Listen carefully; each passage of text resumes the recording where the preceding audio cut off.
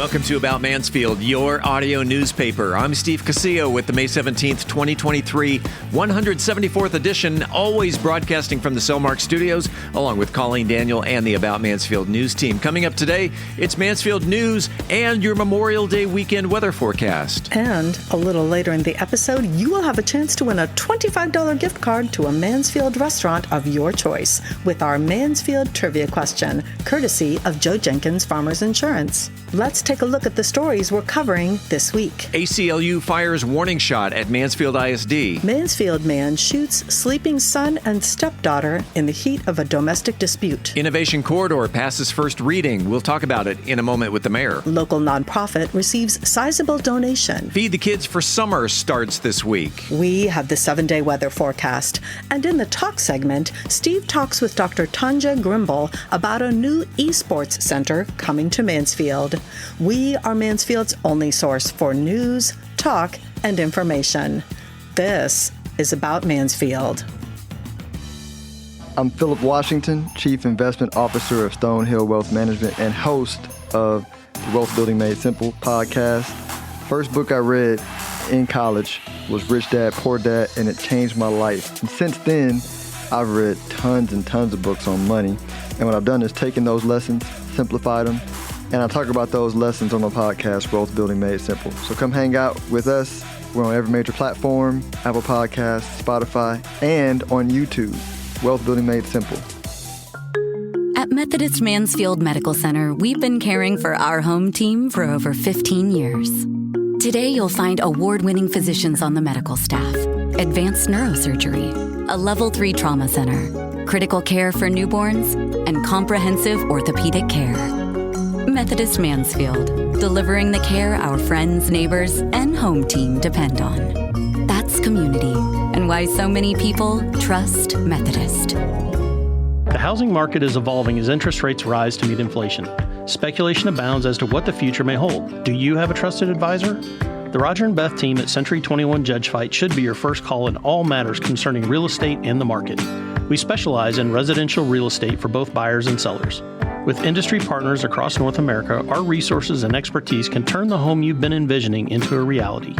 Visit our website at homesinmansfield.com to learn more. That's homesinmansfield.com. Hi, this is Mansfield ISD Superintendent Dr. Kimberly Cantu, and you're listening to About Mansfield. The Mansfield ISD School Board passed the first reading of a proposed policy change in the way library books are handled, essentially removing the approval process from the individual librarians and running all books, whether they are existing or new purchases, through the hands of the trustees. The Texas chapter of the ACLU addressed a letter to the trustees and Superintendent Dr. Kimberly Cantu dated May 16th. The last line of that letter states, "We urge you to uphold the principles of the First Amendment and federal anti-discrimination law and not further demonize or stigmatize your district's LGBTQ plus youth. We would be happy to discuss these legal issues further and appreciate your time and attention to this matter." The second and final reading on the district policy is said to be in early June. With us on the phone to give us some more legal clarification is ACLU attorney Chloe Kempf. Welcome to About Mansfield. Thanks so much for having me. Chloe, let's get right down to business. If the book policy passes here in the Mansfield School District, will the ACLU be pursuing legal action against Mansfield ISD? Right. Right now, we have all of the options on the table, from litigation to a federal government complaint to further monitoring of the situation. So right now, the options are open. Is there a way you can provide me with numbers of districts across the state that have engaged in the strategies of limiting access to books or any other materials? I don't know if I can give you a hard number, but what I will say is that we are noticing that this is a very concerning trend across the state. I can name, for example, Granbury ISD removed a number of books that dealt with LGBTQ issues, racial issues. Keller ISD, as another example, put forth and passed a policy very similar to the policy passed on first reading, I should say. And a variety of other school districts have done very similar book removals, either targeting books because they touch on race and racism or LGBTQ issues. And how has the ACLU been handling the other school districts? So in both Granbury ISD and in Keller ISD, we filed complaints with the Federal Department of Education's Office for Civil Rights, alleging that the book removals violated federal anti-discrimination law, in this case, Title IX. Yeah. And the government is already moving forward with the investigation into Granbury ISD, and our complaint in Keller is still pending at this time. Other school districts, we've written letters similar to the one that we wrote to Mansfield ISD, kind of as an educational tool, and some have put books back on the shelves. I would assume the Department of Education Office of Civil Rights is going to get busy because they're also involved in the Georgia public school districts as well, which just came out last week. Yes, that was an encouraging case for us because it shows that the federal government is taking this issue extremely seriously, and they see the problem as we see it, which is that when a school removes books that, out of a hostility toward their LGBTQ students or out of a hostility to the concept of gender identity, it is not only deeply harmful, but it's also illegal. You mentioned in an earlier answer Title IX. Can you explain to my listeners what Title IX is and how it applies to this case? Certainly. So Title IX is the federal anti-discrimination law that governs discrimination in schools. And it says that schools may not discriminate on the basis of sex. And that's been interpreted to mean on the basis of sex, but also sexual orientation and gender identity.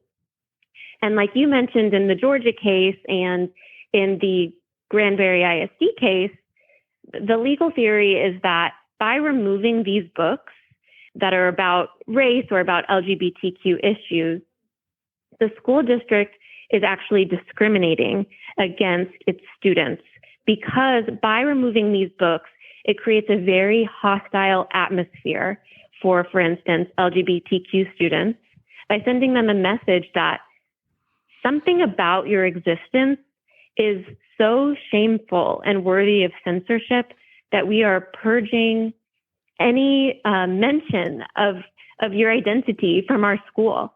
And that message can be deeply harmful to those students and also to the student body as a whole. Chloe, I got to ask you now, speaking because I'm a taxpayer and actually quite a few homeowners here in Mansfield are taxpayers who pay into the school district.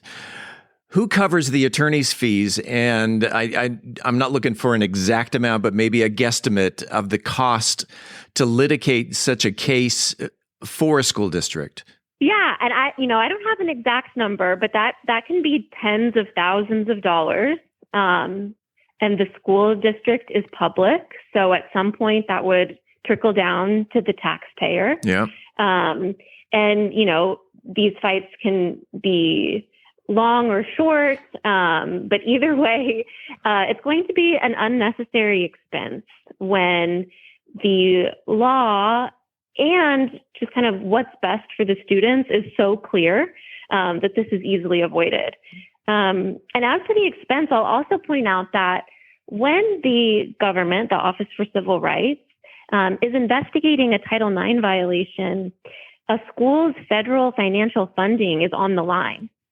So if the federal government finds that a school district is violating these laws and refuses to rectify the situation, their federal financial assistance can be retracted, which again will be another expense for the more state and local tax bases to pay.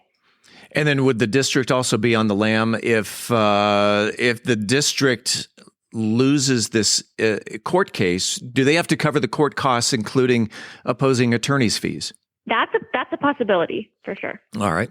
Some parents have expressed frustration that there are few vehicles for effecting change to school boards that support these book limiting processes or policies. For example, district parents cannot recall school board members, and district elections are near impossible to implement without legal action. What options are there for parents in MISD if they choose to affect changes on the board composition?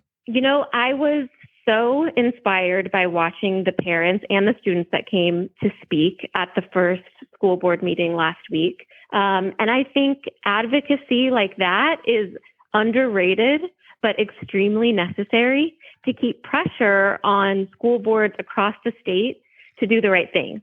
I think we hear a lot from a very vocal minority, but we know that most Texas parents believe that conversations about these issues like sexual orientation and race and gender identity are essential for our kids to learn about themselves and to learn about history and to develop a sense of empathy. So I would say to district parents is keep showing up and keep the pressure on and be vocal about your values and the information that you want your kids to have access to. And then I would say the next level after that is run for school board. We need these parents that, represent a Texas majority view about free flow and access to information and independence to represent their community. Right. Has the ACLU been successful in overturning any of these policies around the state? So right now, it's the wave is fresh, I would say. So we're kind of at the stage where we're starting the fight and we're digging in. I would say it is a victory that the federal government has opened a formal investigation into Granbury ISD. And based on the results of the investigation in Georgia, I think that's pretty encouraging for that investigation. But we're going to keep at it and keep monitoring all of these districts. It's tough because there's so many. Yeah. But I encourage any listeners, if your school district is considering something similar, please contact us at the ACLU of Texas. And then again, on behalf of the district, this is not a cheap endeavor.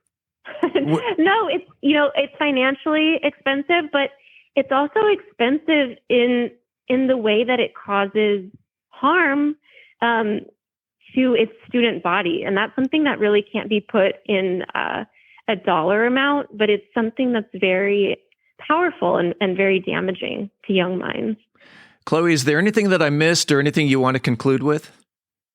I don't think so. I just want to reiterate that banning books out of a hostility toward LGBTQ people is not only harmful, but it is illegal. And public schools cannot discriminate against students on the basis of their race, sex, sexual orientation, or gender identity. And that's something that I know the federal government is acknowledging quite strongly at this time.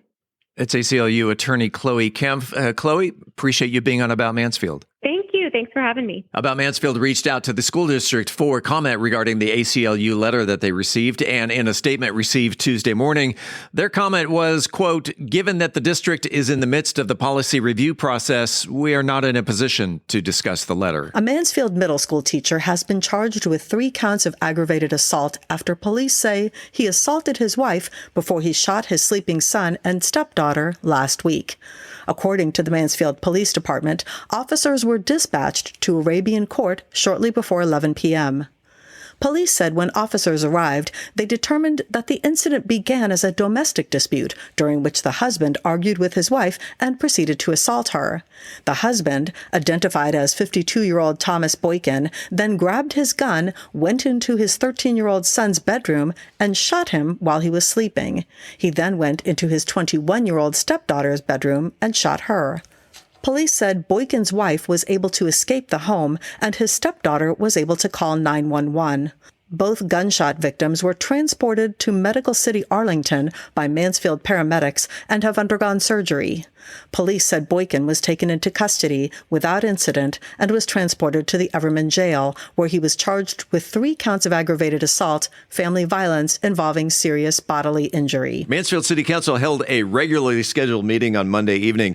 The following opinions of those of Michael Evans may not necessarily reflect those of the Mansfield City Council. And we say, as we do every other week, top of the morning, Mr. Mayor. And top of the morning to you, my friend. Michael Evans is here, and y'all started at 3:30 in the afternoon with a work session talking priorities. Yes, sir. We started at 3:30. As you can tell, we're starting earlier and earlier because we have more business to attend to in our growing city of over 81,000 people. So let's talk a little bit about what took place in the afternoon work session. We did discuss our council 2023 priorities, and people are going to start to see what our priorities are when you go to any of our city-owned building, things of that nature. It's going to be right out in front of you. We talked about public safety as it concerns our needs for the police and fire department. You know, I don't know if people know, but a fire truck costs right at about $1.1 to $1.2 million. So we are making plans to buy a new fire truck. And we also talked about a potential partnership with Tarrant Area Food Bank. Another tidbit of information. We have over 10,000 people in Mansfield who are eligible for what they call SNAP benefits. Wow. Or food stamps back in the day is what they call it. But can you imagine 10,000 individuals? And we appreciate all of the nonprofits who are doing the very best that they can to fulfill those needs. But listen, you ask Lisa, folks like that at HIM, and Carmen, people like that, and they'll tell you that we still don't have enough resources to go around. So we're fighting a good fight, and I appreciate council in that regard to look at that and know how important that is. In fact, we're going to hear from Carmen Harris here in just a couple of minutes. 7 o'clock after dinner, you took to city business, and there were 3 swearing-ins. You know what? We swore in 3 outstanding people. Mr. Larry Brosh, of course, and Brent Newsom. We welcome him back, and Todd Tenora. So it was a good old family reunion. So we did that, and we're excited about getting to work, and also Mr. Tenora was reelected as our mayor pro tem. So it's good to have him as that person who stands in for me when I'm not available. So good stuff. The Citizen Planning Steering Committee, which is a group of citizens here in the city, talking about the future of Mansfield. They took a trip to, where'd they go, Kentucky? They went to Louisville, Kentucky. They came back and reported last night. Yes, they did. And Mr. Patrick Moses served as the spokesperson for the day. And he talked a bit about the trip that was taken to Kentucky to see a community called Norton Commons. And it's just when you think about Norton Commons, it is that old-fashioned neighborhood feel where you have people who are out and about. You have the free-range kids, as I call it, because the community is all involved in just the activities that are taking place around them. You have amphitheaters, you've got your schools, you've got the YMCA. All of that is in the middle of the neighborhood, and it's a walkable neighborhood. It'll take you back to I think Mayberry, RFD. Where you have the houses pulled up closer to the sidewalk, which invites interaction. So we did not have any negative comments from any person who was on that trip, and it was something to behold, and we hope to bring it back to Mansfield.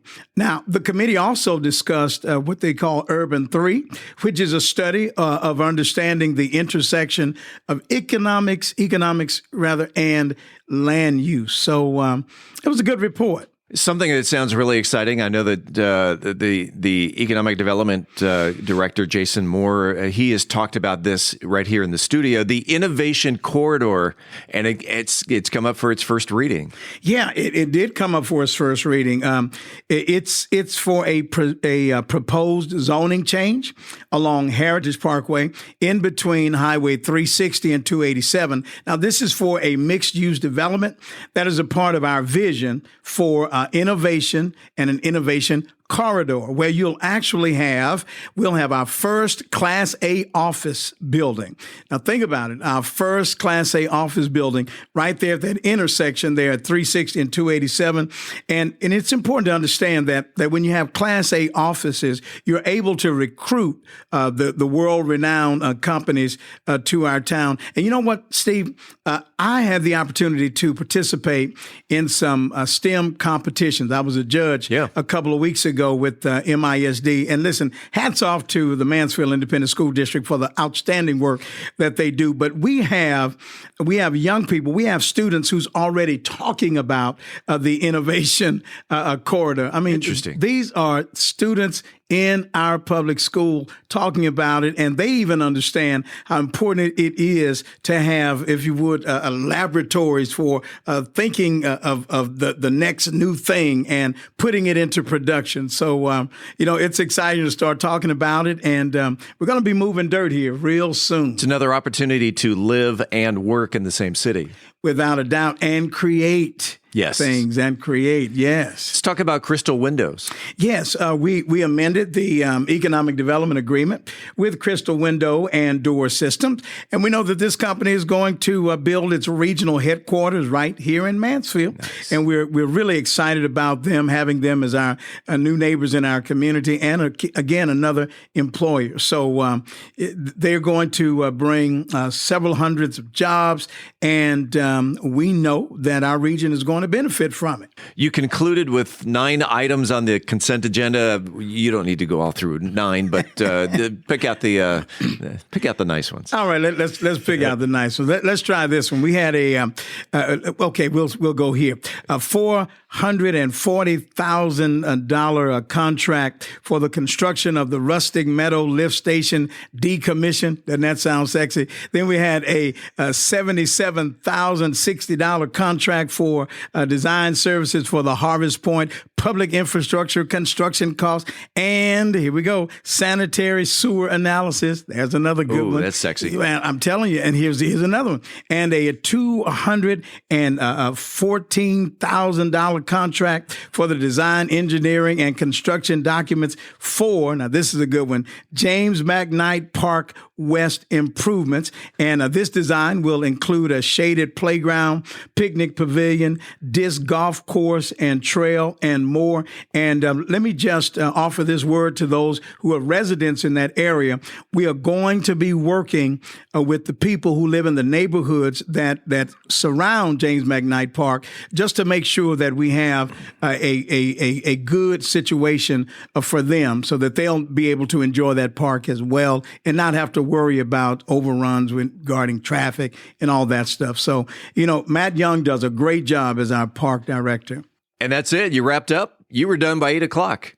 You know what? We were done by 8 o'clock, but again, now we started at 3:30. So That's I want true. to make that real clear. And also, as we prepare to sign off, let me just say congratulations to all of our local high school students and to their parents, because we know that they're graduating and they're going off to a new chapter in their life. So That's right. There it is, sir. Thank you very much. And to the residents that live around the Center for the Performing Arts, traffic's going to be a little tough while the graduations are going on. So be safe out there. And be patient patient. And again, just wave at the graduates, because they're on their way to a new life. That's right. Mr. Mayor, Michael Evans, great to have you here. We'll see you again in 2 weeks. Yes, sir. Thank you. Good to be here. Community members and area leaders gathered on Wednesday morning last week at the Mansfield Mission Center as the center received a sizable donation from United Grocers, which owns Market Street here in Mansfield.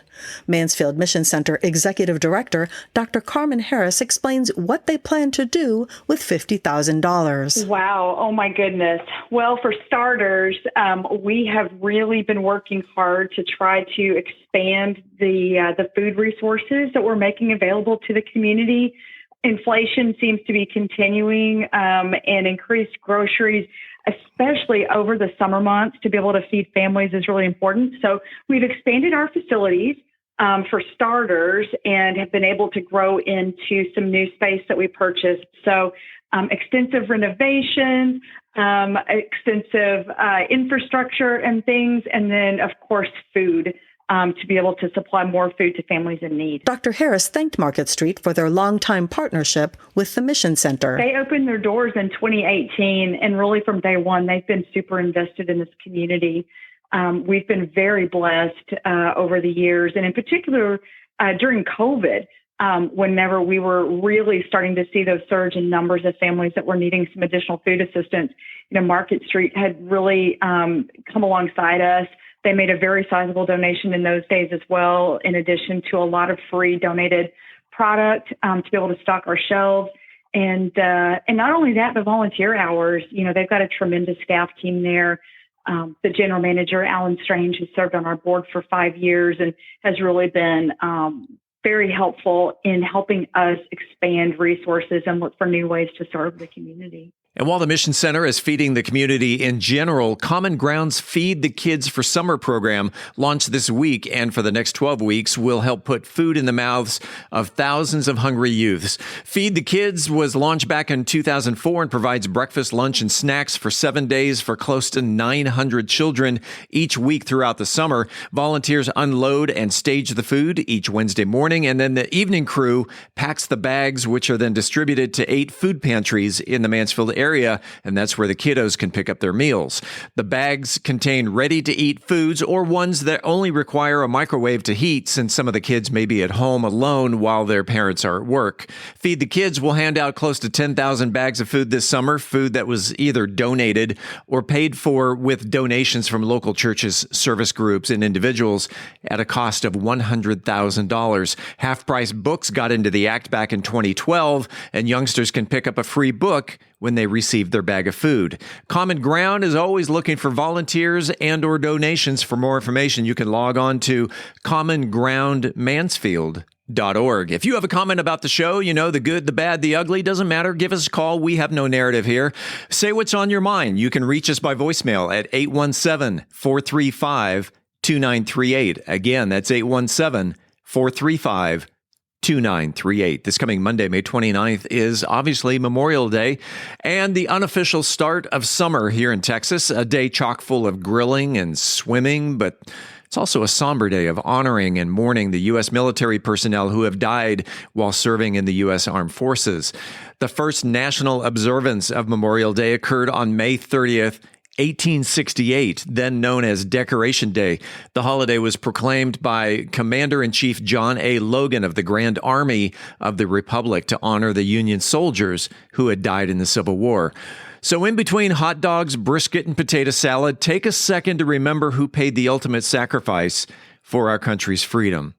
And if you happen to make it out to the National Cemetery in Dallas, say hello to my dad. Let's head on over to the weather desk and check the forecast for the upcoming week. Colleen? We've got about a 20% chance of rain every day for the next 10 days or so. And on Wednesday and Thursday, we'll see a bit more rain overnight. We're looking at a high of 82 degrees Wednesday, 85 degrees Friday, 88 degrees Sunday, and 91 degrees on Tuesday. Coming up after the break, we turn the page to the features section. Want to know ways to keep your bones healthy? I'm Angel Biasatti, and we'll talk about it in Methodist Mansfield News to Know. I'm Beth Steinke. In the final episode of our Home Buying in 2023 series, we're going to talk about the psychology of buying today on the Mansfield Real Estate Report. In this week's Cocktail of the Week, I'm going to be talking about a cocktail that might make purple your favorite color. We are Mansfield's only source for news, talk, and information. I'm Colleen Daniel, and this is About Mansfield. No matter your familiarity with buying or selling real estate, having an experienced, trusted advisor on speed dial is priceless. The Roger and Beth team of Century 21 Judge Fight is here to be that resource for you. Whether you're buying right here in Mansfield or your dreams are taking you elsewhere, we are ready to help you with turning that vision into a reality. To learn more, visit our website at homesinmansfield.com. That's homesinmansfield.com. Hi, this is Paul Duncan with Trinity Roofing and Construction. There are over 7,500 roofers in the North Texas area, and when a major hailstorm blows through town, that number skyrockets with companies as far away as Montana. In the planning stages of re-roofing your home, it's normal for customers to ask questions such as, where are they based out of and how many years experience do they have roofing in North Texas? Trinity Roofing and Construction can answer each of these questions with confidence. As a family-owned, Mansfield-based business since 2011, Trinity Roofing and Construction recently received a Product Excellence Award by Owens Corning and are a Platinum Preferred Contractor with Owens Corning. Contact us today for a free, no-obligation video roof inspection. Rated A+ with the Better Business Bureau, Trinity Roofing and Construction, a Mansfield company, not only replacing roofs, but building relationships. Find us on the web at trinityroofingconstruction.com. That's trinityroofingconstruction.com. Hi, this is John with Pool Aid, your local pool care specialist. With the exceptional amount of rain that we've experienced so far this year, spring is a vital time to clean pool filters, skim leaves and debris, and keep skimmers clean to ensure proper circulation as well as keep your pool sweep in good working condition. If you have any questions or concerns or need a certified professional to help keep your pool safe and clean, visit us on the internet at poolaid.net. That's poolaid.net. We're here for you. Congratulations to our latest trivia question winner, Stephen Gillespie. Last week, we asked you to be the first to answer the question, what was the Blessing Funeral Home's two-story building originally used for in 1877? According to visitmansfieldtexas.com, the building was on the western edge of the Mansfield Male and Female College campus, and college founder Dr. John Collier and his family occupied the lower floor, while the upper floor housed some of the female educators and students. Here's an additional piece of trivia. It was the first house in Mansfield to have indoor plumbing. Stephen was the first to submit the correct answer and has won a $25 gift card to the restaurant of his choice. When we come back, this week's trivia question. This is About Mansfield. Hey, it's Steve Casillo. I want to take a second to tell you about Podcast Mansfield Recording Studio 3.0. It's where we record and produce the About Mansfield podcast episodes. What started out as an audio-only studio, Podcast Mansfield is now a full-service audio and video recording studio, complete with custom green screen backgrounds, 2 high-definition cameras, editing, mixing, and mastering capabilities, and we can also help market your podcast. Podcast Mansfield is home to such great locally produced shows, such as Wealth Building Made Simple, We Are TPM, and Wealth Think Tank Television, just to name a few. So whether you're a hands-on person or just need a place to record your podcast or need advice from concept to completion, Podcast Mansfield is here to help. Conveniently located on Heritage Parkway, just off of 287 right here in Mansfield, mention the About Mansfield podcast, and you get to record your first episode at no charge. For more information on starting your podcast, or if you're looking for a better place to record, Podcast Mansfield Recording Studio can be found on the internet at podcastmansfield.com. Hi, this is Joe Jenkins with Joe Jenkins Farmers Insurance, specializing in auto, home, commercial, and life insurance. I was born and raised here in Mansfield, Texas. We're active in the community, and Mansfield's a town we really care about. Our office has over 30 years experience in the insurance industry, and we're passionate about what we do and about customer service. For a free quote, please visit our website at joejenkinsinsurance.com or give us a call at 817-472-6058. Once again, that website is joejenkinsinsurance.com. It is time, you know it, right now, this very second, for the highly coveted, wildly popular About Mansfield Trivia Question. If you are the first person to email the correct answer to trivia@aboutmansfield.com, that again, trivia@aboutmansfield.com, you will receive a $25 gift card to a Mansfield restaurant of your choice. It's brought to you by Joe Jenkins Insurance. Whether you're looking for homeowners, auto, commercial, or any other type of insurance, Joe has helped the Mansfield area residents understand the insurance coverage that best fit their needs since 2010. You can find him on the internet at joejenkinsinsurance.com. And I mention this every week. Not every winner submits their answer on Wednesdays. So if you're listening on Thursday, Friday, or sometime over the weekend, give it a shot. You may be taking home a $25 restaurant gift card. Let's get to this week's question, Colleen. Well, Steve, the Mansfield Independent School District not only has a collection of elementary, intermediate, middle, and high schools, but it also has pre-K, STEM, fine arts, and career and technology academies, as well as an alternative education center and an early college high school. This week's trivia question is, All totaled, how many schools are there within the MISD organization? Email your answer to trivia@aboutmansfield.com. Again, all totaled, how many schools are there within the MISD organization? Good luck, and thanks to Joe Jenkins Insurance for the gift card. Hi, I'm MISD School Board President Courtney Lackey-Wilson, and you're listening to About Mansfield. Welcome back to About Mansfield, your audio newspaper. Let's open up the features section. Angel Biasatti is here and has the scoop on keeping your bones healthy in Methodist Mansfield News to Know. When you think of osteoporosis, you may assume it's a disease that only impacts older women. You may even put off worrying about your bone health until after menopause. However, keeping bones strong and healthy is important, no matter what your age or your gender. Taking steps now to nurture and build bone mass is important to slow down the bone loss in the future. Dr. Soror, how important are bones in our body? Now, the bones are the support system for the body, so it's very important to keep them strong at every stage in your life. The truth is, the time to start thinking about bone health is now. When you're young, your body constantly breaks down old bone and generates new bone tissue. As you get older, the body's ability to build up the bone slows, and you start to lose more than you gain. Most people reach peak bone mass in their 30s. After that, bone density begins to decline in both men and women. For women, bone loss accelerates in the first few years after menopause, and it continues on throughout and after menopause.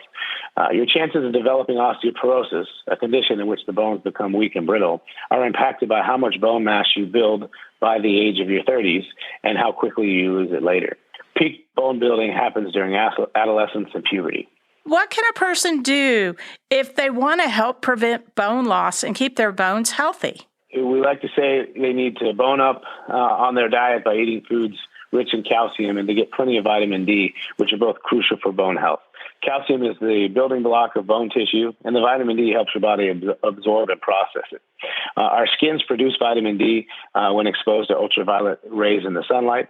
Drinking fortified milk and eating fish with a lot of unsaturated fat, such as salmon, helps. When it comes to calcium and calcium levels, you want to focus on eating a healthy diet with calcium-rich foods, including milk, yogurt, and cottage cheese. Soy is a good substitute for those who avoid dairy. You want to eat green leafy vegetables like kale, broccoli, and spinach, and certain canned fish and seafood like sardines, salmon, mackerel, and tuna. While juices that are enriched with calcium or vitamin D are available, a lot of times it's better to steer clear of these because of the excess sugar. A daily multivitamin and a balanced diet will supply enough of the nutrients the bone needs. Well, Dr. Soror, what can people do if they want to get stronger and have stronger bones? Exercise is one of the main things for stronger bones. Many of us work out because we're worried about our waistlines, but what's really good for the muscle tone is also good for the bones. Remember, those who exercise regularly usually achieve greater bone mass, meaning their bones are stronger and denser by the time they reach their 30s. Even after menopause, exercise is important because it can slow down bone loss. A fitness plan that combines weight-bearing exercises and strength training is in your best interest. Weight-bearing exercises done on your feet require muscle and bones to work against gravity. Examples include fast walking or jogging, tennis, exercise to improve core strength and balance like yoga and Pilates. You want to add strength training with free weights, exercise bands, and exercises that use your own body weight like squats, lunges, and push-ups for your routine. A good tip is to do more repetitions with lower weight to strengthen bones and joints. There's no need to overdo it, however. Excessive exercise can cause damage. Well, thank you, Dr. Soror, for helping people have healthier bones for better health. That's Methodist Mansfield News to Know. I'm Angel Biasatti reporting for the About Mansfield podcast. Realtor Beth Steinke is here to talk about the psychology of buying in the Mansfield Real Estate Market update. What are your beliefs around purchasing a home, and how do they affect the home buying process? Just as deep-seated as your beliefs about money, the same is true around your beliefs about home buying. We see this play out when we mention things like an adjustable rate mortgage as an option, or a reverse mortgage for a senior struggling to make ends meet. But there are other psychological triggers that create stress and chaos for homebuyers. One of those is FOMO. You know it as the fear of missing out, but I like to call it the fear of missed opportunity. In just about every area of investing or purchasing decisions, this FOMO is hardwired into our brain. We saw this back in 2003 to 2006, where people were doing all sorts of crazy things to buy houses. At that time, I happened to be one of those home buyers, and I was one of those home buyers in California. And we were experiencing crazy run-ups of value and demand for housing, and they were giving mortgages away to everyone. The frenzy it created, though, had everyone doing it, and by it, I mean buying houses. And if they could do it, I could do it, and so we did. And that didn't make a lot of sense, but it does come down to the wiring in our brains from our ancestors. Being left behind meant that you were going to die. So essentially, if your tribe is moving in one direction and you're still standing, and you'll get picked off by the predator or by the enemy of another tribe. And so it's difficult to sit still and think rationally. When 2 or 3 of my friends are buying homes, I started to feel like I'm being left behind, and this creates this existential anxiety.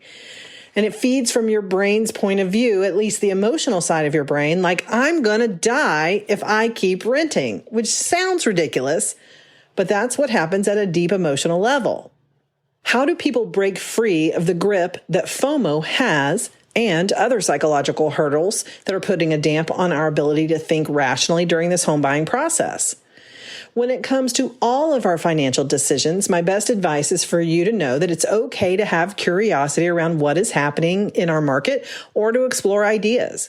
What is not okay is to move forward at all costs, even when the signs aren't there that say, yes, it's good, move forward. Have you ever experienced new car fever? The same thing happens for home buyers. They can get this new house fever, and this can cause them not to make some of the best decisions. On the flip side, I've seen folks make decisions not to purchase because they couldn't find the perfect house. We've talked about this before. I had several buyers last year that got frustrated and dropped out of the market. Now today, they won't be able to get back into the market with these interest rates until they come down, and they may never get down far enough for these folks to be able to own a home. With everything swirling around you during the home buying process, it can get emotional. No one can predict the future, but listening to your trusted realtor and lender is a good place to start. They are not emotionally charged, nor are they significantly affected by your decision to buy or not to buy. They really do want what's best for you. So if you're ever put in a position to help someone with these big decisions, ask them some questions. Things like, how long do you plan to own this home? Is the payment comfortable for you? What do you need this next home to do for you? And what do you need this next community to do for you? These questions have nothing to do with resale value or market conditions, but rather the person's individualized financial goals. A great deal of apparent life success is wrapped up in home ownership, and it's an important milestone for many people. There can be some significant sensitivity around being a failure if you're renting a home versus owning a home. And I think that has a lot to do with market dynamics about where we live. But in general, we feel the white picket fence house with a yard is the goal when we're starting out as a young person. And sometimes that's not always the best decision for your lifestyle. One way we help our buyers is to explain to them that this home buying is not a process of selection, but rather a process of elimination. We advise first-time home buyers or someone that's moving into an area that's new to them to do some legwork. Now, that might look like getting into the car and driving to the neighborhood multiple times during the day. What kind of ambient noise is coming off of the roadways? And here in Mansfield, how about those train horns? Stop by a local grocery store, a coffee shop, or a library. Talk to the local police to get the straight scoop on crime. I know you're thinking your real estate agent should be able to tell you where the safe neighborhoods are or the less desirable areas that they should avoid. Well, they can. They're just not allowed to. Federal fair housing laws prohibit agents from steering you to or from a neighborhood.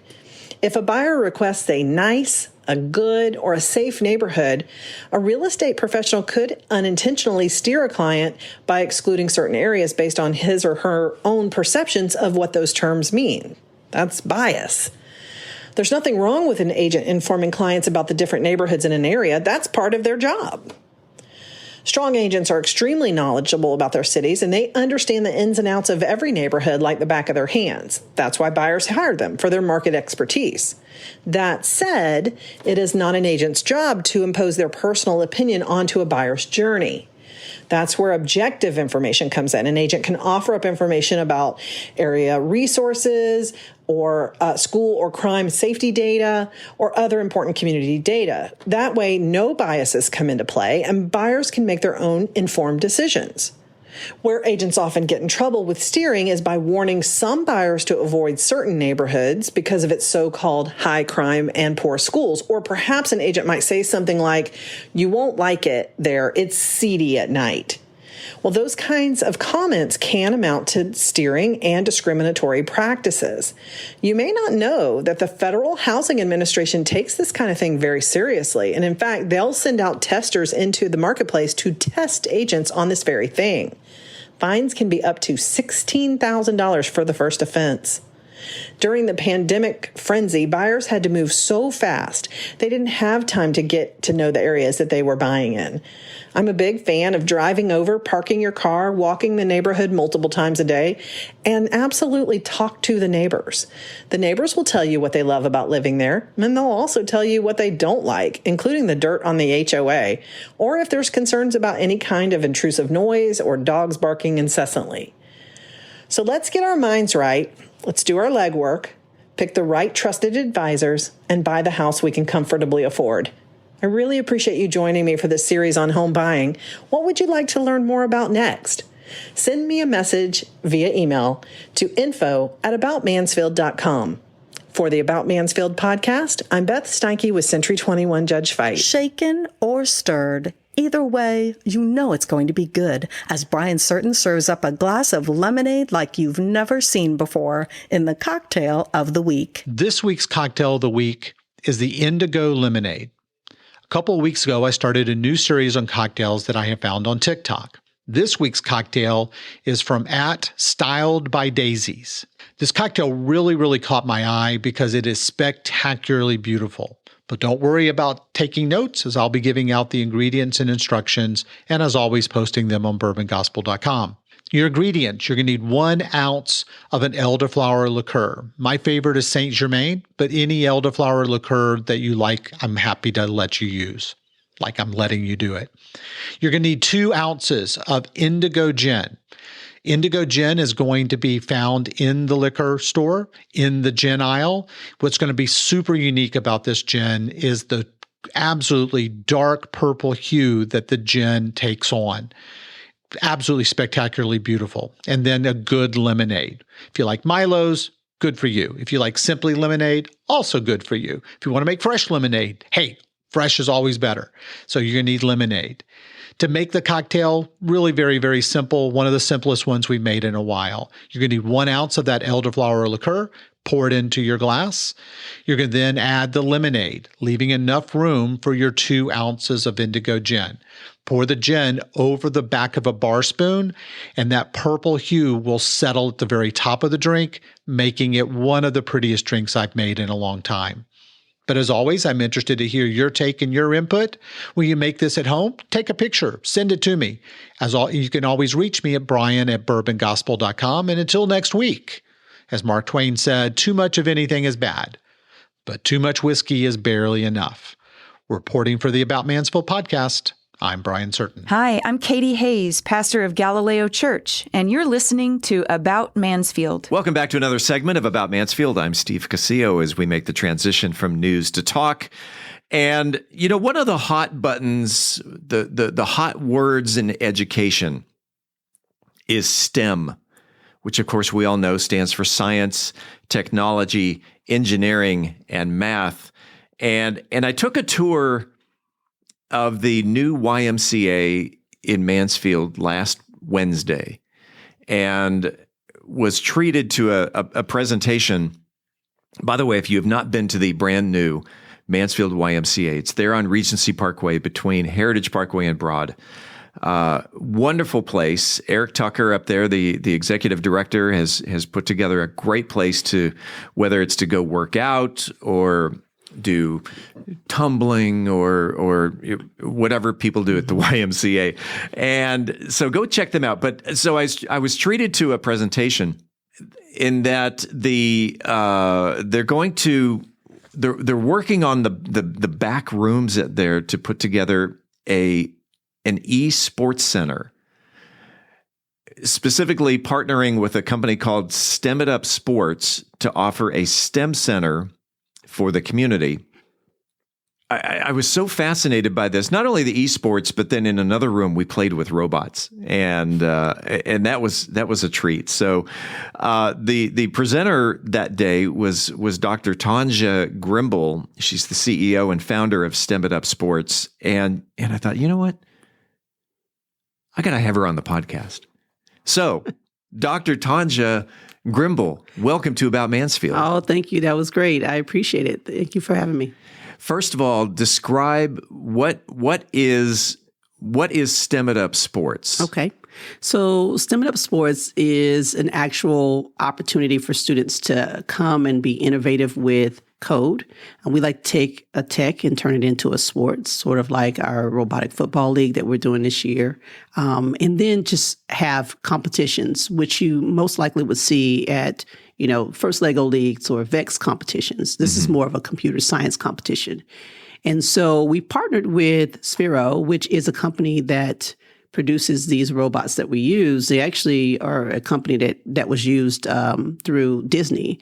And so Disney, in the Star Wars movies, they actually use these robots. And so they came from there and did their own independent company, educational company, where they build these robots and allow students to actually code them. And so I wanted to take that experience and provide that to students that don't normally have exposure to this, to actually use those quality materials, the curriculum that we have involved with that. And so that's what you were playing with when you came to the actual center. That's the little ball that's controlled by the iPad. Yeah, like a tablet or a phone. You can control it there. And so you can use that to do various missions, opportunities. They do so much. They swim in water. We host a camp in the summer that provides an actual, opportunity for students to be exposed to those. And we also provide an opportunity for them to win a little mini version of those little robots. So it's not just for kids though. No. Because you told a story about a 90-something-year-old man who started playing with these robots. Yes. Can you tell the story? Tell you about that. You've got a whole big listening audience out there. Tell the story about this 90-year-old man. So we provide robotics from ages 4 all the way up through senior citizens. The purpose is to decrease their chances of Alzheimer's and dementia. And so I go to a lot of senior citizen programs where and assistant living programs where I provide computer science robotics to those participants for about 3 days consecutively. And so it's important that they come consecutive because then there's things that they have to do prior learning from the day before. So it just really helps them in that process. And so I had a 96-year-old that's my oldest participant to date, which is, I'm really proud of that. And we were teaching them how to do polygons. And this is where they had to actually make the robot make these different shapes. So, 5-sided shapes, 7-sided shapes. And then this particular senior, he was in a wheelchair, had the tablet, was moving around, and he could calculate these polygons to make these shapes with these robots like nobody's business. Then we found out at the end, he was a math teacher. And so that's what made it so much easier for him to do the math in his head. That mental math was easier for him. We were using our calculators just to see if he was right, and he was. He was right. So it was a great opportunity to see the seniors really get engaged in that. I mean, to the point where I've hired a senior on my staff because she loved the program so much, followed me around with her grandson at all of my camps last year. And so one day I said, you should come and work for me. You know everything about this program, come and work for me and then, enjoy this a lot longer. And so she currently is part of my staff and she enjoys working with me. And there was an unexpected outcome that we didn't foresee. And that was grandparents, getting having a connection with their grandkids because it was code. So it was a great combination. We love doing it. As a teenager learning to play with robots, which includes learning how to write code. What are the benefits to a teenager learning to write code? Oh my gosh. Come 2030, there's going to be so many jobs that require some sort of form of code, right? And if you want to get in the field of engineering or any of these types of fields, they really want students to kind of learn this process. If a teen starts now with just dibbling into it, they may find all of these different professions that are out there that they can then go into and create. Website design, you can do all types of machinery. There is an AI format that's coming out that someone has to code to make it to where we can use a lot of AI. But there's so many careers, broadcasting, any type of, computer science that's out there, biomedical programs. These are just great, just a few of the programs that these kids can be a part of. People who play games and get into writing codes, they become strategists, they become content creators, they become entrepreneurs, and they become organizers. And of those 4 categories, there are subcategories who they branch out to. For instance, the entrepreneurs, you mentioned web developers. They could be marketers. They could be corporate sponsors. They could be business developers. It's not just playing with robots. Right.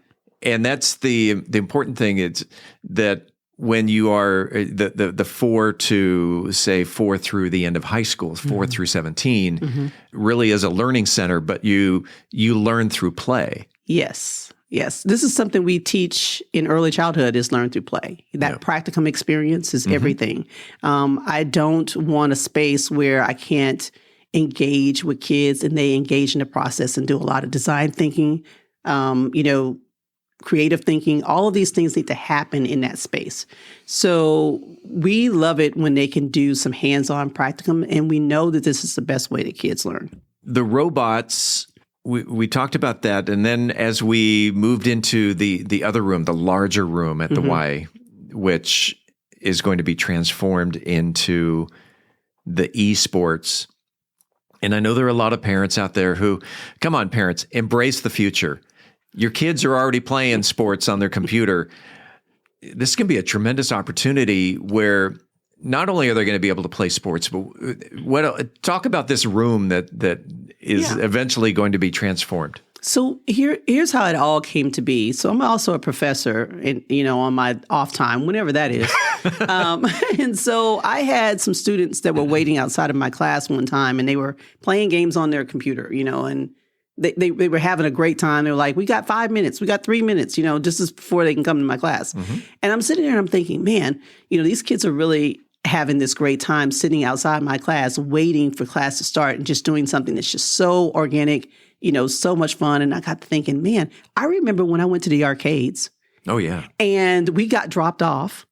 And when we were there, we could play, put our coins in all these machines. And when we didn't have any more money, we were watching our teammates or our friends get to a higher level on one of the games. And it was just pure fun. This is what esports is to these kids today. And if parents could go back in time when they remember that moment, they can embrace what they're trying to do now. It's just a different form of arcades. It's just happening now in their room. And what we want to try to do is take them out of their rooms in that isolation mode and get them into an area where they can start making relationships, building friendships, building that character that goes into a relationship. Because when you go into workspace, you're not going to be by yourself. Right. You have a room of people that are going to be there working with you. Not unless you do something as an entrepreneur where you're always by yourself, but even then, you have to connect to someone. And something as simple as a high five speaks volumes when to a teenager who's been cooped up in their room. Yes. That I just broke the high score, and someone comes up and gives you the high five, or even a little pat on the back. The social aspect has got to be tremendous. There's never been any sport where it's played by themselves and no one ever is around. You name me one sport that's out there right now that a spectator can just do, and they never have to get a cheer from anyone to get that. I mean, there's not one. Boxing, there's probably only two people in the ring, but you got a whole lot of people around cheering them on. Yeah. The same thing with esports. You want to have someone to cheer you on when you're doing something really fun and engaging, and you beat the next level, or you beat that other team. You want to have that type of circle of excitement. And that's what an esports lab provides. The esports lab, and again, it's not just kids playing sports, right, or esports, because you've got announcers, you've got people who are running equipment, you've got I don't know, what are some of the other? So you have announcers and broadcasters. Yeah. You also have those that actually design the interview process. There's also a digital component to it. So if you have teams that plan the broadcast live, then there's a digital aspect to it. It's almost like when you go to when you watch a football game, they put the player up on the screen and they provide all their stats. This has to happen in esports too for an actual team. Their pictures go up on the screen for someone who's watching it live, and live could be students across the world looking at it. But this is their idea of just enjoying it and learning the tricks that most teams do, and it's just a spectator sport at that point, right? But the other part of it is, as a commentator, you got to make it funny too. You got to keep them, excited to watch it. So engaged and entertained. Engaged in every way. It's just like any sport we're watching. The commentators are saying something that's funny. You have to constantly be providing them feedback on what they're looking at in order to make it more exciting. Yeah. When do you think the esports facility will be available to open to the public? So currently right now, the space needs to be completely renovated so that we can be able to level the floor out and give it this arena feel. You don't want to go into, if you go into any esports, you don't want to go into a space that's not prepared for spectators to watch. The players to kind of be on stage and actually have a whole viewpoint, and then an area where kids can kind of lounge. So we have to kind of renovate that. And I'm currently looking at any investors that want to come in and actually just kind of put their footprint on that and just kind of help us get that space prepared for this kind of environment. And once that's done, we've got to outfit it with tons of things and equipments that run really fast and has a really great connection for the games that we want to host on those games, and also soft materials. The lighting has to be right. It's got to look moonlight. It's got to be exciting. Yeah. Think about when you went into an arcade, there was lights and things happening everywhere. It sounds bells really and brought you. whistles. Yes, And I even say that to my adults that like to go to the casino. When you go in there, what attracts you? There's all of this ding, ding, ding, ding, ding, sound. Like there's all of this hype, the lights and everything. You've got to set the ambiance like that for kids. Otherwise, they're not going to get excited about it. Have you been consulting kids in the design and not only the design, but then also the equipment? The kids are going to be they're going to be using it. And so I've actually consulted a lot of esports gamers that are currently in it and so they're either in college and in an esports league, and so I've contacted them and said, hey, okay, tell me, what about the space do you really love and why? What drew you to it? And most of them, the common theme was that I didn't have anything like this in my home. And so I was like, oh, okay, so you before this, you didn't go to an arena. Like, no, we didn't go to any space like this. I was only doing this in my room. Yeah. Or my mom would put together an event and we would all bring our computers and consoles over in the garage and have an actual event. So that was, I was getting feedback from them from that. And then I have some high schoolers that they've never been to an esports, arena. So they don't really know what they want to see in the space. And so it's just kind of it's a one end and the other. And so it just took me having to go to more arena spaces to kind of get the feel of it and understand what what they put in that space. And then I find out little kids to adults come there to play. I mean, it's just, it's so inviting for all, So you've been to esports in Arlington? Yep.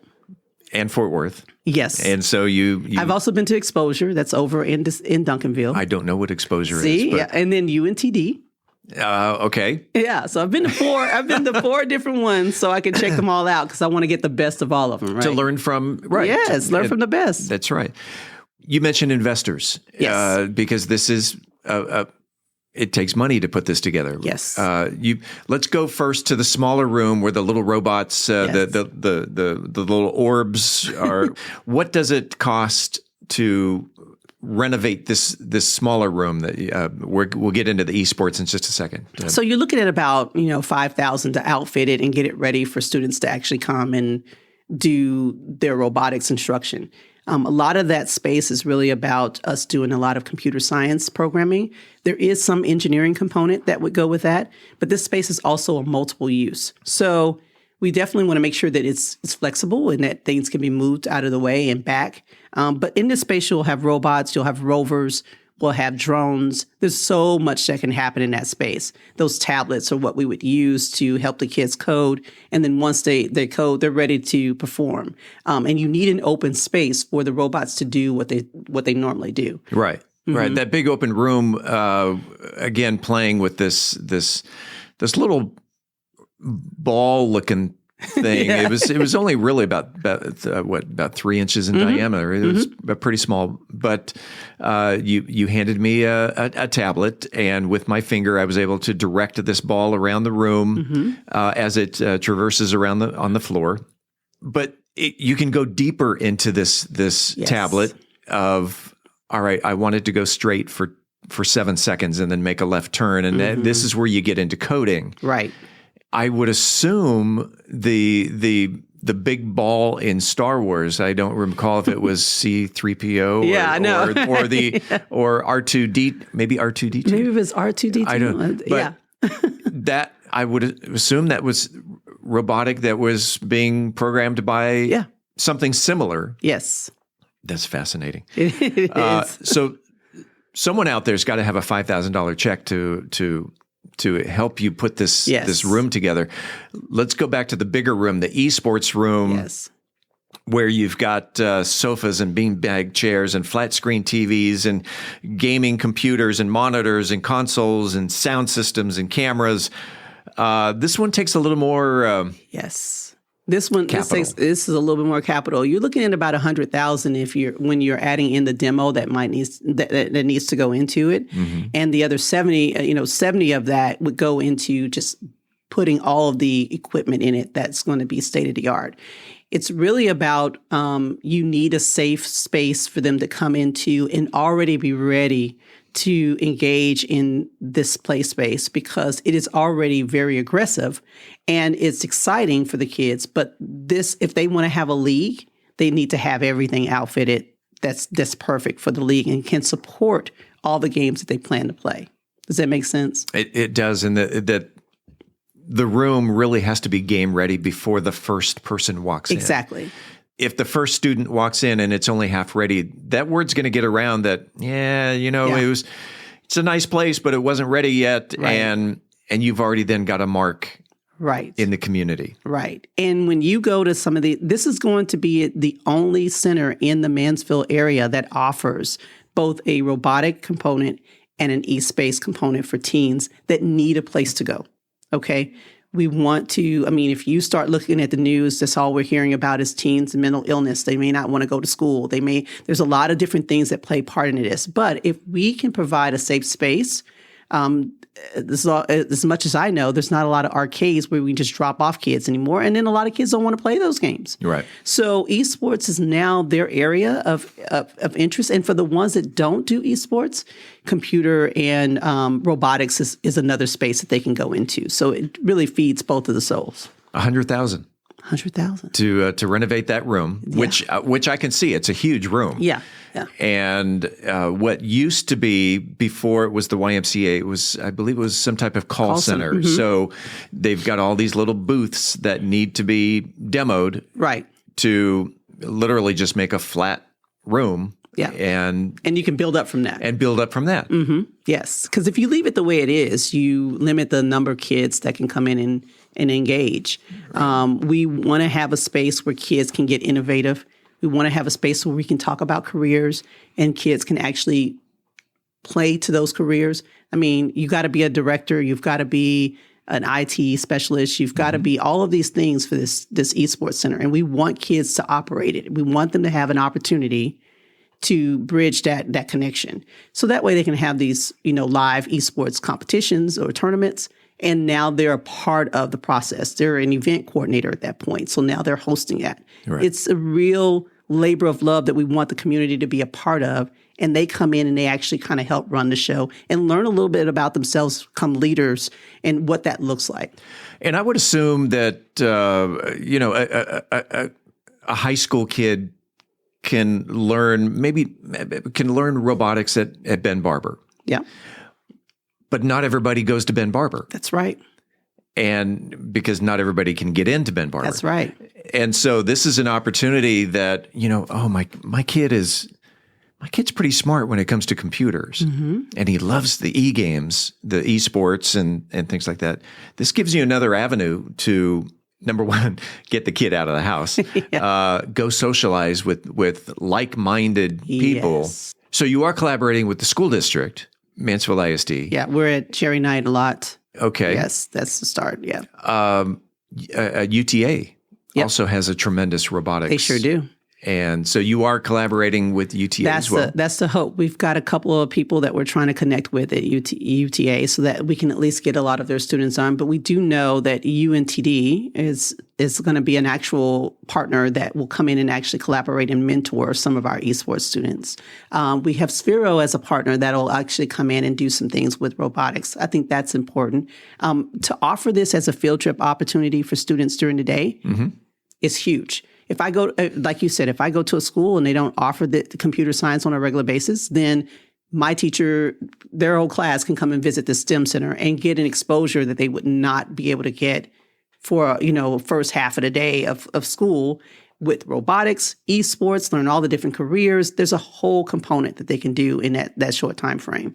We plan to do what's called a teacher feature, where teachers can actually come and provide instruction on a topic area that they're most passionate about in STEM. And these kids can actually do that. Now, this is a topic area that is not required of them in their classroom. But if they have an area that they want to, teach them on microbits, come in and teach that. Because there's some kids that have never used microbits before. What is a microbit? Exactly. I'm thinking that was my question. Microbits are the actual, little small consoles that you see in arenas, and the lettering will go across an arena. Oh, yeah. Okay. So someone codes to make that happen. They have to actually type it in. They have to actually code it. Those are microbits. And so you can do so much with those things. I mean, our red lights, are using those, our lighting system. So there's a lot of areas that are using microbits, but not a lot of people know that. And this is a way for kids to kind of code it. If they're art designers, you can do that tech art. That's part of what those microbits do for you. But there's just so much that's in this that you would never expect. And until kids get a chance to have a space where they can actually dive into that, they won't ever know it. I just learned this the other day. I was watching the Dallas Stars game last Thursday night. And so they've got all this advertising on the walls of the rink. But the players on the rink don't see that it's actually put in the camera, in the truck, in the production truck. Someone's got to learn how to program all that. Yes. And that's also a part of I would assume that's microbits. I mean, it's a form of computer science. A friend of mine, he works in lighting. Okay, and so for concerts, he travels around and he programs all the lights to come on at a certain time when a concert or the performer is playing. And if they move over to this part of the stage, you only just need one person to move the spotlight. Right. But if there's anything else happening in that where the lights are doing something, he has to program it on time. He does all that programming. He tests it. He leaves out. All they got to do is press start when the show hits. That's amazing. Yeah.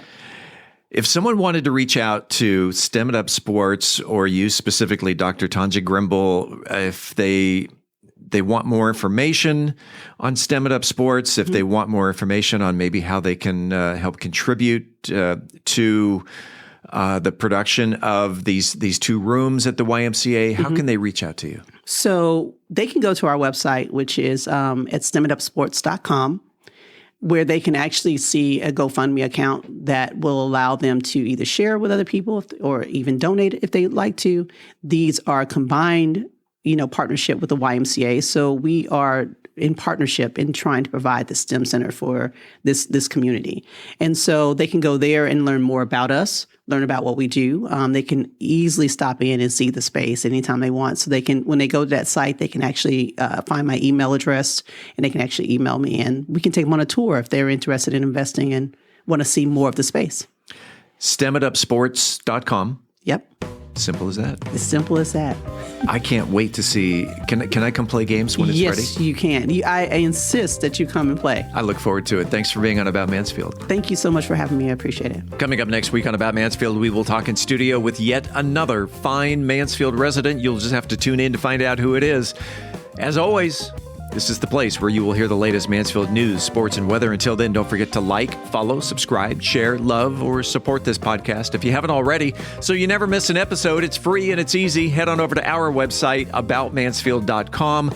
Enter your email address right there on the homepage. We will never send you any spam.